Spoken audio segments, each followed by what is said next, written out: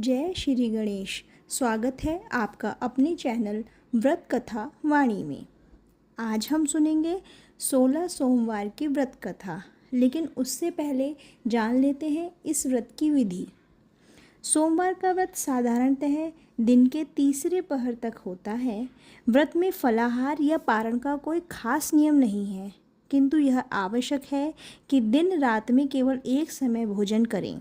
सोमवार के व्रत में शिवजी पार्वती का पूजन करना चाहिए। सोमवार के व्रत 3 प्रकार के हैं: साधारण सोमवार, सौम्य प्रदोष और 16 सोमवार। तीनों की विधि एक जैसी है। आइए शुरू करते हैं 16 सोमवार की व्रत कथा। उससे पहले बोलिए महादेव की जय।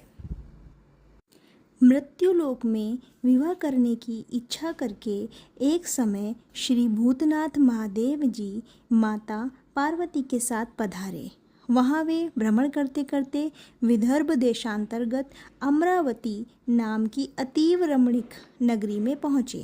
अमरावती नगरी अमरपुरी के सदृश सब प्रकार के सुखों से परिपूर्ण थी। उसमें वहाँ के महाराज का बनाया हुआ अति रमणीक शिव जी का मंदिर बना था। उसमें भगवान शंकर भगवती पार्वती के साथ निवास करने लगे। एक समय माता पार्वती प्राणपति को प्रसन्न देख के मनोविनोद करने की इच्छा से बोली, हे महाराज, आज तो हम तुम दोनों चौसर खेलें। शिवजी ने प्राणप्रिय की बात को मान लिया और चौसर खेलने लगे। उसी समय इस स्थान पर मंदिर का पुजारी ब्राह्मण मंदिर में पूजा करने को आया।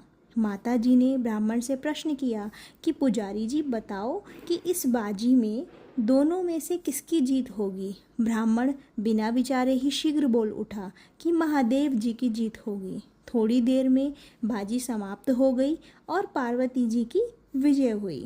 अब तो पार्वती जी ब्राह्मण को झूठे बोलने के अपराध में श्राप देने को उद्यत थी।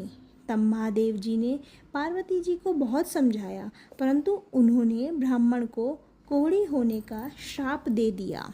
कुछ समय बाद पार्वती जी के श्रापवश पुजारी के शरीर में कोढ़ पैदा हो गया। इस प्रकार पुजारी अनेक प्रकार से दुखी रहने लगा। इस तरह के कष्ट भोगते हुए जब बहुत दिन हो गए तो देवलोक की अप्सराएं शिव जी की पूजा करने उसी मंदिर में पधारी और पुजारी के कष्टों को देख बड़े दया भाव से उससे रोगी होने का कारण पूछने लगी। पुजारी ने निसंकोच सब बातें उनसे कह दी। वे अप्सराएं बोलीं, हे पुजारी, अब तुम अधिक दुखी मत होना, भगवान शिव जी तुम्हारे कष्ट को दूर कर देंगे। तुम सब बातों में श्रेष्ठ 16 सोमवार का व्रत भक्ति भाव से करो।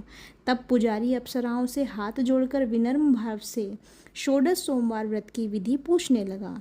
अप्सराएं बोलीं कि जिस दिन सोमवार हो उस दिन भक्ति के साथ व्रत करें, स्वच्छ वस्त्र पहने, आधा सेर गेहूं का आटा लें, उसके 3 अंगा बनावें और घी, गुड़, दीप नैवेद्य, बेलपत्र, जनेऊ का जोड़ा, चंदन, अक्षत, पुष्प आदि के द्वारा प्रदोष काल में भगवान शंकर का विधि से पूजन करें। तत्पश्चात अंगाओं में से एक शिवजी को अर्पण करें, बाकी 2 शिवजी का प्रसाद समझकर उपस्थित जनों में बांट दें और आप भी प्रसाद पाएं। इस विधि से 16 सोमवार व्रत करें। तत्पश्चात 17वें सोमवार के दिन पाव सेर पवित्र गेहूं के आटे की बाटी बनावें।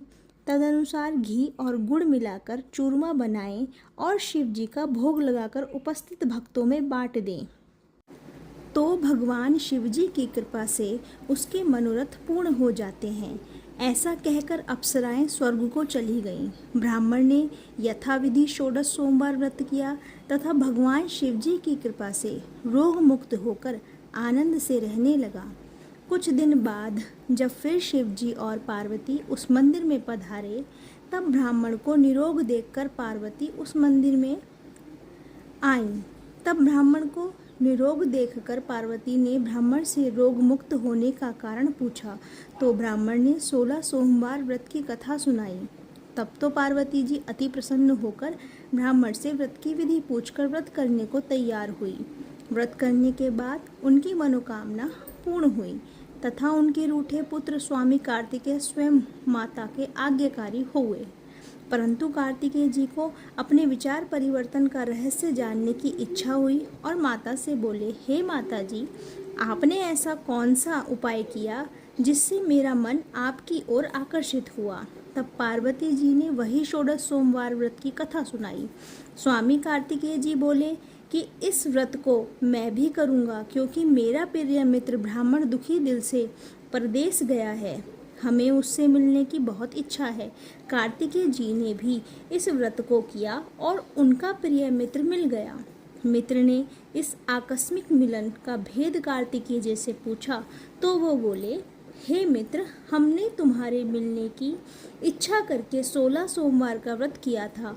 अब तो ब्राह्मण मित्र को भी अपने विवाह की बड़ी इच्छा हुई। कार्तिकेय जी ने व्रत की विधि पूछी और यथाविधि व्रत किया। व्रत के प्रभाव से जब वह किसी कार्यवश विदेश गया तो वहाँ के राजा की लड़की का स्वयंवर था। राजा ने प्रण किया था कि जिस राजकुमार के गले में सब प्रकार श्रृंगारित हथनी माला डालेगी, मैं उसी के साथ प्यारी पुत्री का विवाह कर दूंगा। शिवजी की कृपा से ब्राह्मण भी स्वयंवर देखने की इच्छा से राज्यसभा में एक और बैठ गया। नियत समय पर हथनी आई और उसने जयमाला उस ब्राह्मण के गले में डाल दी।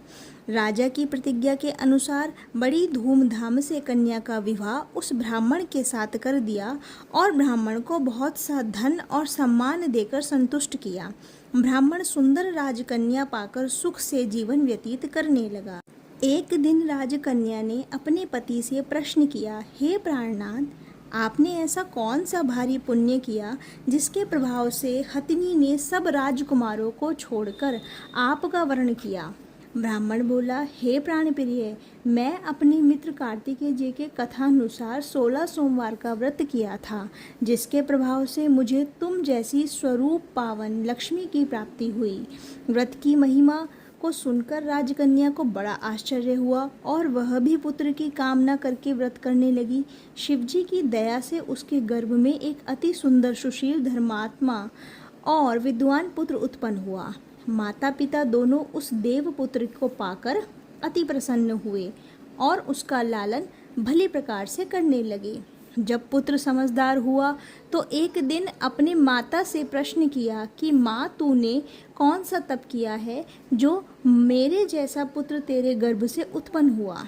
माता ने पुत्र का प्रबल मनोरथ जान के अपने किए हुए 16 सोमवार व्रत को विधि सहित पुत्र के सम्मुख प्रकट किया। पुत्र ने ऐसे सरल व्रत को सब तरह के मनोरथ पूर्ण करने वाला सुना तो वह भी इस व्रत को राज्याधिकारी पाने की इच्छा से हर सोमवार को यथाविधि व्रत करने लगा। उसी समय एक देश के वृद्ध राजा के दूतों ने आकर उसको एक राजकन्या के लिए वरण किया। राजा ने अपनी पुत्री का विवाह ऐसे सर्वगुण संपन्न ब्राह्मण युवक के साथ करके बड़ा सुख प्राप्त किया। वृद्ध राज के दिवंगत हो जाने पर यही ब्राह्मण बालक गद्दी पर बिठाया गया, क्योंकि दिवंगत भूप के कोई पुत्र नहीं था। राज्य का अधिकारी होकर भी वह ब्राह्मण पुत्र अपने 16 सोमवार के व्रत को करता रहा। जब 17वां सोमवार आया तो विप्र पुत्र ने अपनी प्रियतमा से सब पूजन सामग्री लेकर शिवालय में चलने के लिए कहा, परंतु प्रियतमा ने उसकी आज्ञा की परवाह नहीं की। दास दासियों द्वारा सब सामग्रियां शिवालय भिजवा दी और आप नहीं गई। जब राजा ने शिवजी का पूजन समाप्त किया तब एक आकाशवाणी राजा के प्रति हुई। राजा ने सुना कि हे राजा, अपनी इस रानी को राजमहल से निकाल दे, नहीं तो तेरा सर्वनाश कर देगी। वाणी को सुनकर राजा के आश्चर्य का ठिकाना नहीं रहा। ही मंत्रणा गृह में आकर अपने सभासदों को बुलाकर पूछने लगा कि हे मंत्रियों, मुझे आज शिव की वाणी हुई है कि राजा तू अपनी इस रानी को निकाल दे, नहीं तो ये तेरा सर्वनाश कर देगी। मंत्री आदि सब बड़े विस्मय और दुख में डूब गए, क्योंकि जिस कन्या के साथ राज्य मिला है राजा उसी को निकालने का जाल रचता है, यह कैसे हो सकेगा। अंत में राजा ने उसे अपने यहाँ से निकाल दिया। रानी दुखी हृदय भाग्य को कोसती हुई नगर के बाहर चली गई। बिना पदत्राण, फटे वस्त्र पहने, भूख से दुखी धीरे धीरे चलकर एक नगर में पहुंची। वहां एक बुढ़िया सूत काट कर बेचने को जाती थी। रानी करुण दशा देखकर बोली, चल तू मेरा सूत बिकवा दे, मैं वृद्ध हूँ, भाव नहीं जानती हूँ। ऐसी बात बुढ़िया की सुन रानी ने बुढ़िया के सर से सूत की गठरी उतार अपने सर पर रखी। थोड़ी देर बाद आंधी आई और बुढ़िया का सूत पोटली के सहित उड़ गया। बेचारी बुढ़िया पछताती रह गई और रानी को अपने साथ से दूर रहने को कह दिया। अब रानी एक तेली के घर गई तो तेली के सब मटके शिवजी के प्रकोप के कारण चटक गए। ऐसी दशा देख तेली ने रानी को अपने घर से निकाल दिया। इस प्रकार रानी अत्यंत दुख पाती हुई सरिता के तट पर गई तो सरिता का समस्त जल सूख गया। तत्पश्चात रानी एक वन में गई। वहां जाकर सरोवर में सीढ़ी से उतर पानी पीने को गई। उसके साथ से जल स्पर्श होते ही सरोवर का नील कमल के सदृश्य जल असंख्य कीड़ों में गंध हो गया। रानी ने भाग्य पर दोषारोपण करते हुए उस जल को पान करके पेड़ की शीतल छाया में विश्राम करना चाहा। वह रानी जिस पेड़ के नीचे जाती उस पेड़ के पत्ते तत्काल ही गिरते गए। वन सरोवर के जल की ऐसी दशा देखकर गौ चराते ग्वालों ने अपनी गोसाई जी से, जो उस जंगल में स्थित मंदिर में पुजारी थे, कहीं गोसाई जी के आदेश अनुसार ग्वाले रानी को पकड़कर गोसाई के पास ले गए। रानी की मुख कांति और शरीर शोभा देख गोसाई जान गए यह अवश्य ही कोई विधि की गति की मारी कोई कुलीन अबला है। ऐसा सोच पुजारी जी ने रानी के प्रति कहा कि पुत्री, मैं तुमको पुत्री के समान रखूंगा, तुम मेरे आश्रम में ही रहो, मैं तुमको किसी प्रकार का कष्ट नहीं होने दूंगा। गोसाई के ऐसे वचन सुन रानी को धीरज हुआ और आश्रम में रहने लगी। आश्रम में रानी जो भोजन बनाती उसमें कीड़े पड़ जाते, जल भर के लाती उसमें कीड़े पड़ जाते। अब तो गोसाई जी भी दुखी हुए और रानी से बोले कि हे बेटी, तेरे पर कौन से देवता का कोप है जिससे तेरी ऐसी दशा है।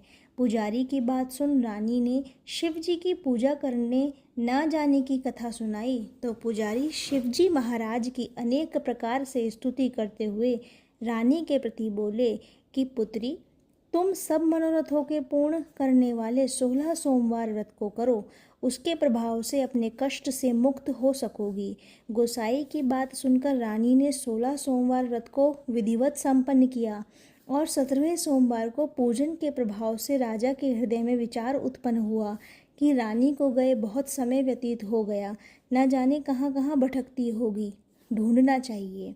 यह सोच रानी को तलाश करने चारों दिशाओं में दूत भेजे। वे तलाश करते हुए पुजारी के आश्रम में रानी को पाकर पुजारी से रानी को मांगने लगे, परंतु पुजारी ने उनसे मना कर दिया। तो दूत चुपचाप लौटे और आकर महाराज के सम्मुख रानी का पता बतलाने लगे। रानी का पता पाकर राजा स्वयं पुजारी के आश्रम में गए और पुजारी से प्रार्थना करने लगे कि महाराज, जो देवी आपके आश्रम में रहती है वह मेरी पत्नी है। शिवजी के कोप से मैंने इसको त्याग दिया था। अब इस पर से शिव का प्रकोप शांत हो गया है, इसलिए मैं इसे लिवाने आया हूँ। आप इसे मेरे साथ चलने की आज्ञा दीजिए। गोसाई जी ने राजा के वचन को सत्य समझकर रानी को राजा के साथ जाने की आज्ञा दे दी। गोसाई की आज्ञा पाकर रानी प्रसन्न होकर राजा के महल में आई। नगर में अनेक प्रकार के बाजे बजने लगे। नगर निवासियों ने नगर के दरवाजे पर तोरण बंदरवारों से विभिन्न से नगर सजाया। घर घर में मंगल गान होने लगे। पीड़ितों ने विविध वेद मंत्रों का उच्चारण करके अपनी राजरानी का आह्वान किया। इस प्रकार रानी ने पुनः अपनी राजधानी में प्रवेश किया। महाराज ने अनेक तरह से ब्राह्मणों को दान आदि देकर संतुष्ट किया। याचकों को धन धान्य दिया। नगरी में स्थान स्थान पर सदाव्रत खुलवाए जहाँ भूखों को खाने को मिलता था। इस प्रकार से राजा शिव जी की कृपा का पात्र हो राजधानी में रानी के साथ अनेक तरह के सुखों का भोग करते सोमवार व्रत करने लगे। विधिवत शिव पूजन करते हुए लोक में अनेकोनेक सुखों को भोगने के पश्चात शिवपुरी को पधारे। ऐसे ही जो मनुष्य मनसा वाचा करुणा द्वारा भक्ति सहित सोमवार का व्रत पूजन इत्यादि विधिवत करता है, वह इस लोक में समस्त सुखों को भोगकर अंत में शिवपुरी को प्राप्त होता है। यह व्रत सभी मनोरथों को पूर्ण करने वाला है। बोलिए हर हर महादेव, ओम नमः शिवाय। यदि आपको यह 16 सोमवार की व्रत कथा अच्छी लगी हो तो आप चैनल को लाइक करें, सब्सक्राइब करें और कमेंट बॉक्स में जय श्री राम अवश्य लिख कर जाएं। जय श्री राम।